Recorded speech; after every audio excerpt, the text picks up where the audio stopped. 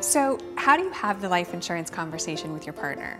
The funny thing about life insurance is that it's typically less expensive when you're younger, but young couples often don't get coverage because they don't think about it or don't think they need it. Having a conversation about life insurance with your significant other isn't as hard as you think, and not talking about it could be a tragic financial mistake. But how do you get the conversation started, and how do you determine what you need? There are a few basic questions you and your partner both need to answer. First, you need to know whether either of you already has life insurance.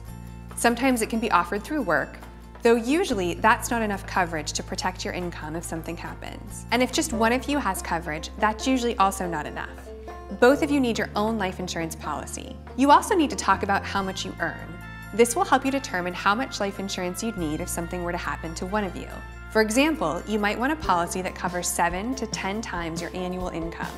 But talk to a certified financial planner first to figure out your comprehensive financial picture and a plan that will work for you.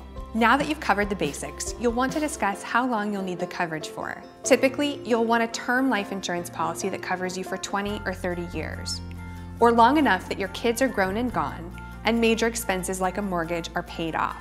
If you have a specific situation where people may be depending on you longer than that, for example, a child with special needs, talk to your financial planner about whether permanent insurance is a good alternative option. Finally, you need to talk about naming each other as beneficiaries on these policies.